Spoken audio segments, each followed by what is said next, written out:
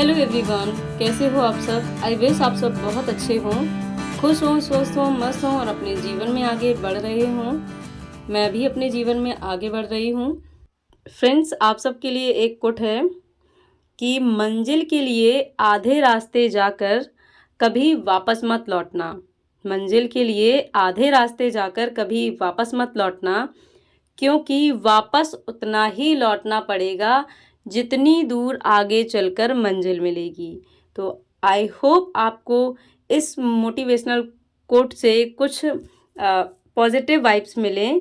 और फ्रेंड्स, अभी मैं कर रही हूँ अपनी मॉर्निंग स्टडी। फ्रेंड्स, जैसे कि आपको पता है यूपी ट्रिपल एससी पेट एग्ज़ाम के सिर्फ 3 दिन बचे हैं, जिनके भी 28 को एग्ज़ाम है उनके लिए, और जिनका 29 को है तो उनके लिए 4 दिन मान लीजिए हैं। और इन 3 से 4 दिन के अंदर हमें अपना 100% डिवोट करना है ताकि हम ज़्यादा से ज़्यादा मार्क जो है स्कोर कर सकें। हाँ, ये मानते हैं जिन्होंने भी पहले प्रिपरेशन कर ली है उनके लिए अब उतना दिक्कत नहीं है इन 4 दिनों में। लेकिन जो भी ये सोच रहे हैं कि पहले तैयारी नहीं की है, अब 3 दिन में क्या कर लेंगे, उन सभी को मैं यही कहूँगी कि 3 दिन या 4 दिन कम नहीं होते हैं। अगर हम फुल कंसंट्रेशन के साथ एक बेस्ट स्ट्रेटजी के साथ में पढ़ाई करते हैं तो हम बहुत अच्छा स्कोर अभी भी कर सकते हैं। और अगर अभी छोड़ दिया तो जाहिर सी बात है स्कोर हमारा डाउन ही होगा। और मैं नहीं चाहती हूँ कि ये 3 से 4 दिन जो बचे हैं वो मैं वेस्ट करूँ। तो मैं अपना जो है बहुत अच्छे से मैंने शेड्यूल बना लिया है और अभी मैं आज पूरा दिन हिंदी पढ़ने वाली हूँ। जो भी इम्पोर्टेंट टॉपिक्स हैं वो अगर हिंदी कंप्लीट हो जाती है इम्पॉर्टेंट टॉपिक की तो फिर मैं कंप्लीट करूँगी इंग्लिश। और इस तरह से 3 से 4 दिन में मैं एक दिन पूरा एक सब्जेक्ट को दूंगी और इस तरह से मेरा जितना ज़्यादा से ज़्यादा एक सब्जेक्ट में मैं पढ़ सकती हूँ वो कंप्लीट हो जाएगा। तो सिलेबस पूरा करने का मैं 80-20 रूल जो है अभी फॉलो कर रही हूँ। इसके बारे में आपको मैंने प्रीवियस वीडियो में पहले ही बताया है ये 80-20 रूल क्या है। अगर आपने नहीं सुना है तो आप वो वीडियो जाके देख सकते हैं। और थोड़ा सा मैं अभी भी यहाँ बता दे रही हूँ कि 80-20 रूल जो होता है वो एक्चुअली ये होता है कि आपको सिलेबस का 20% पढ़ के 80% मार्क स्कोर करने होते हैं। तो ये आप कैसे कर सकते हो, ये आप तभी कर सकते हो जब आपको अच्छे से previous year question paper analysis करना आता हो और आपको ये अच्छे से पता हो कि सिलेबस क्या क्या है और कौन से टॉपिक में कितने मार्क्स का पूछा जाना है। तो बेसिकली ये है 80-20 रूल। और आप अपने सब्जेक्ट को अच्छे से फोकस कीजिए, उसको देखिए कि उसमें कौन से टॉपिक आने वाले हैं और उनमें से जो इम्पॉर्टेंट टॉपिक हैं जिनमें ज़्यादा मार्क्स का आना है आप उन टॉपिक को टारगेट कीजिए और उससे पढ़िए और फिर देखिए आपकी परफॉर्मेंस बहुत बेहतर होगी। 20% पढ़ के आप 80% मार्क्स गेन कर लेंगे। और अगर आप ये बहुत अच्छे से अप्लाई करते हैं इस रूल को तो आप बाद में मुझे आके कमेंट ज़रूर करेंगे कि यस दी, आपने बिल्कुल सही कहा था। तो बस मैं अभी यही रूल फॉलो कर रही हूँ। और सच बताऊँ तो मैं टाइमर लगा के पढ़ना मेरे लिए थोड़ा सा मुश्किल हो जाता है, मैं भूल जाती हूँ टाइमर ऑन करना। कई बार मैं काफ़ी पढ़ाई कर चुकी होती हूँ और उसके बाद में टाइमर ऑन करना मुझे याद आता है कि टाइमर ऑन कर लेते हैं। टाइमर ऑन करने से मुझे कोई फ़र्क नहीं पड़ता है वैसे, बस इतना है कि हाँ टाइमर ऑन हो जाता है। कभी कभी थोड़ा सा अपनी पढ़ाई को ट्रैक करने के लिए हो जाता है। अगर आप कंसंट्रेशन के साथ पढ़ाई नहीं कर पाते हैं, पढ़ते समय आपको बोरियत फ़ील होती है या नींद आने लगती है या आपका मन नहीं लगता है पढ़ने, जब आप पढ़ने बैठते हैं तब आप टाइमर ऑन करके पढ़ाई करेंगे तो आपको बहुत अच्छा रिज़ल्ट देखने को मिलेगा। आप कंसंट्रेशन के साथ पढ़ाई कर पाएंगे।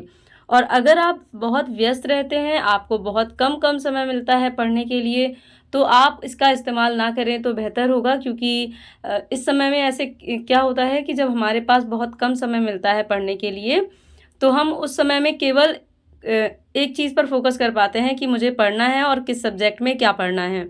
अगर उसमें भी हम 4 चीज़ें शेड्यूल करेंगे कि हमें टाइमर भी ऑन करना है, ये चीज़ भी रखनी है, वो चीज़ भी रखनी है, तो ऐसे में मन नहीं लगता है पढ़ने में, पहली चीज़। और दूसरी चीज़ कि हम इसमें से कुछ ना कुछ तो ज़रूर भूल जाते हैं। और कई बार तो हमें ये लगने लगता है कि इतना सारा अरेंजमेंट करने से अच्छा है रहने देते हैं, फिर जब पूरा टाइम मिलेगा 1 घंटे या 2 घंटे का तब पढ़ने बैठेंगे। तो इसलिए मैं अक्सर टाइमर ऑन करना भूल जाती हूँ क्योंकि मेरे पास बहुत कम-कम सा समय होता है पढ़ने के लिए। कभी-कभी मैं सिर्फ़ 15 मिनट की पढ़ाई कर पाती हूँ, कभी-कभी 20 मिनट की। बहुत हार्डली है कि मुझे 1 से डेढ़ घंटा लगातार पढ़ने के लिए मिल पाता है, क्योंकि ऑब्वियस सी बात है जिसकी भी लाइफ़ में रिस्पॉन्सिबिलिटीज़ ज़्यादा होती हैं, काम ज़्यादा होता है, खुद सारी चीज़ों को मैनेज करना होता है, तो उनके लिए ये थोड़ा-सा मुश्किल हो जाता है।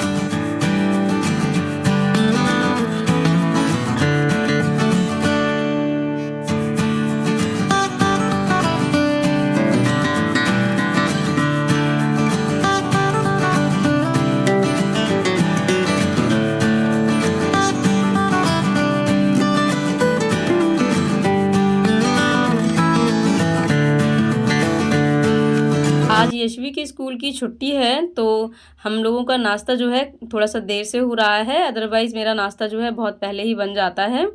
और यशवी स्कूल जाती हैं तो पौने 7 बजे लगभग उनकी बस आ जाती है और इसीलिए जल्दी-जल्दी सारा काम करना पड़ता है। और जब यशवी स्कूल नहीं जाती हैं तो मुझे थोड़ा-सा टाइम मिल जाता है अपना काम करने के लिए। और अभी मैं कर रही हूँ नाश्ता मेरे हस्बैंड के साथ में, और मेरे हस्बैंड कुछ चीज़ें जो थीं, कुछ बातें थी वो बता रहे थे, डिस्कस कर रहे थे हम लोग उनके बारे में। और बस अभी हम लोग नाश्ता करने के बाद फिर मैं नहाऊँगी, धोऊँगी और सारा काम करूँगी। और काम करने के दौरान भी मैं ईयरबड्स के थ्रू पढ़ाई करती हूँ, और कभी-कभी मैं उसको जो है शूट नहीं कर पाती हूँ, क्योंकि कभी-कभी मेरे हस्बैंड मुझे अपना फ़ोन दे देते हैं, तो उनके फ़ोन में मैं मतलब अपना पढ़ाई कर लेती हूँ और अपने फ़ोन से वीडियो शूट कर लेती हूँ। और जब भी मेरे पास 2 फ़ोन अवेलेबल नहीं होते हैं, तो मैं अपने फ़ोन से सिर्फ़ एक ही काम कर पाती हूँ, या तो पढ़ पाती हूँ या फिर वीडियो देख पाती हूँ। तो मुझे इम्पोर्टेंट ये लगता है कि मुझे पढ़ना है, तो फिर वीडियो स्किप कर देती हूँ मैं बनाना, और उसके बदले मैं पढ़ाई कर लेती हूँ।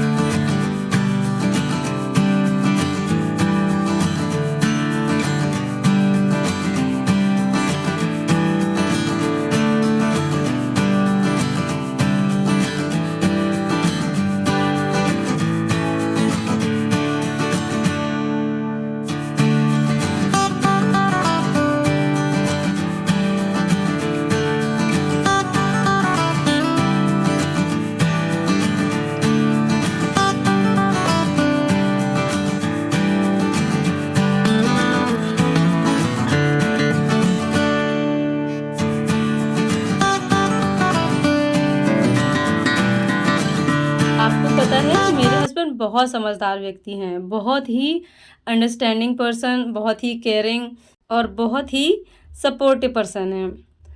अगर मैं कभी किसी प्रॉब्लम में होती हूँ, कभी कोई मेरे मन में डाउट होता है, कोई प्रॉब्लम होती है, तो मैं अपने हस्बैंड से डिस्कस करती हूँ, और वो मुझे बहुत अच्छे से चीज़ें समझाते हैं। और बहुत सारी ऐसी बातें हैं जो सामाजिक होती हैं, तो हम दोनों बहुत अच्छे से उन चीज़ों के बारे में डिस्कस भी कर लेते हैं। और अभी मैं आ गई हूँ नहा धोकर खाना-पीना बनाने के बाद। जो भी बाकी के काम हैं, कुछ कपड़े थे जिनको मुझे फ़ोल्ड करके रखना था, और कुछ कपड़े हैं जिनको मुझे वॉश करना है, धोना है, जैसे यशवी की स्कूल ड्रेस वग़ैरह। जब भी मैं नहाती हूँ तो अपने कपड़े नहाने के बाद ही धोती हूँ, तो इसीलिए जो भी एक्स्ट्रा थोड़े बहुत कपड़े मुझे लगते हैं, उनको मैं समेट के अपने कपड़े धोने के साथ-साथ धो देती हूँ। तो इससे मेरा क्रम बना रहता है, चीज़ें इकट्ठी नहीं होती हैं, एक काम बर्डन सा नहीं होता है मेरे लिए। क्योंकि मुझे अपने कपड़े डेली ही धोने होते हैं, तो इसके साथ में मैं अपने हस्बैंड के कभी थोड़े बहुत कपड़े, कभी यशवी के, इस तरह से निकालती रहती हूँ। तो एक साथ बहुत ज़्यादा कपड़े मेरे लिए नहीं हो पाते हैं। पर हाँ, अभी तो दीपावली की डीप क्लीनिंग बाकी है वैसे भी, तो मैं बहुत ज़्यादा कपड़े नहीं निकाल रही हूँ, क्योंकि मुझे अभी इस एग्ज़ाम के बाद डीप क्लीनिंग वैसे भी करनी ही है। तो सारी चीज़ें मैं तभी धोऊँगी, बहुत सारी चीज़ें हो गई हैं धोने के लिए, जैसे कि कर्टन्स वग़ैरह, पर्दे वग़ैरह, बेडशीट वग़ैरह, बहुत सारी चीज़ें। तो उनको मैं तभी धोऊँगी जब मैं डीप क्लीनिंग स्टार्ट करूँगी। और अभी मैं डीप क्लीनिंग स्टार्ट नहीं कर रही हूँ, बस केवल 1 दिन ही मैंने बेड के कपड़े सुखाए थे, क्योंकि मुझे पता है अब मुझे बेड के एग्ज़ाम के लिए थोड़ा-सा फ़ोकस करना है, और मैं नहीं चाहती हूँ कि ये 3 से 4 दिन जो बचे हैं वो मेरे वेस्ट हो जाएँ। और वैसे मैंने पहले भी इस एग्ज़ाम के बारे में फ़ोकस करने की कोशिश की, लेकिन नहीं हो पाया मुझसे, क्योंकि कहीं न कहीं मेरी जो मानसिकता वो टीचिंग एग्ज़ाम के प्रति जा रही थी। मुझे लग रहा था शायद केवीएस में कुछ रूल चेंज हों और सब चीज़ें ठीक हो जाएँ, फ़ेवर में आ जाएँ।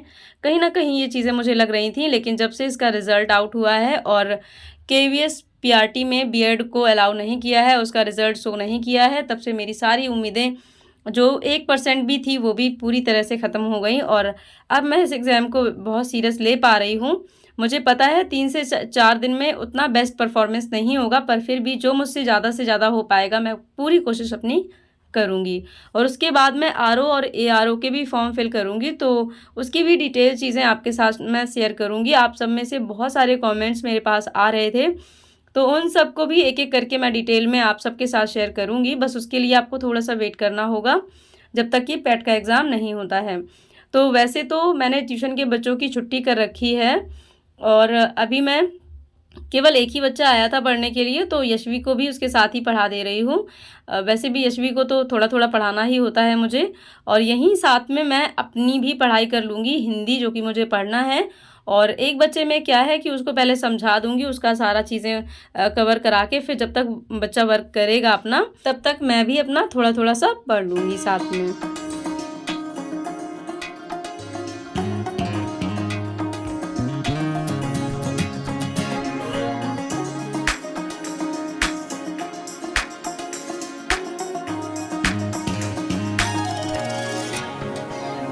फ्रेंड्स, आप में से जितने भी लोग टीचिंग एग्ज़ाम की प्रिपरेशन कर रहे हैं और मोस्ट ऑफ़ दी जो भी बीएड कैंडिडेट हैं, उनके लिए मैं यही सजेस्ट करूँगी कि अगर आप टीजीटी की प्रिपरेशन करना चाहते हैं, तो बेशक आप टीजीटी की भी प्रिपरेशन करें।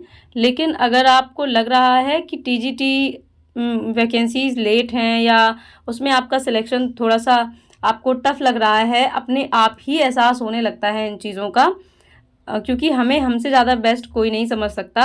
और अगर आपको ज़रा-सा भी ऐसा एहसास है, तो आप साइड में किसी अदर एग्ज़ाम की भी प्रिपरेशन करते चलिए, बहुत ज़्यादा फ़ायदेमंद होगा। मैं अदर एग्ज़ाम की भी साथ में प्रिपरेशन इसलिए कर रही हूँ, क्योंकि मुझे ऐसे लग रहा है कि टीजीटी की वैकेंसीज़ पता नहीं कब तक आएँगी और मैं उतना लंबा वेट नहीं करना चाहती हूँ कि केवल टीजीटी के भरोसे बैठकर मैं अदर एग्ज़ाम की अपॉर्च्युनिटी जो हो सकता है मैं क्वालिफ़ाई कर लूँ और मुझे एक अच्छी जॉब मिल जाए, तो उसके चक्कर में मैं उन अपॉर्च्युनिटीज़ को वेस्ट नहीं करना चाहती हूँ। इसीलिए मैं अदर एग्ज़ाम की साथ में प्रिपरेशन कर रही हूँ। तो फ्रेंड्स, अगर आप भी मेरे वीडियोज़ को पसंद करते हैं, तो लाइक, शेयर, सब्सक्राइब ज़रूर से कर लीजिएगा और मैं अच्छे-अच्छे वीडियोज़ ऐसे ही आप सबके सामने अपने शेयर करती रहूँगी। जो भी मेरी स्ट्रैटेजीज़ रहती हैं, वो भी आपके साथ शेयर करूँगी। तो फ्रेंड्स, आज का वीडियो इतना ही, मिलती हूँ किसी और नेक्स्ट व्लॉग के साथ।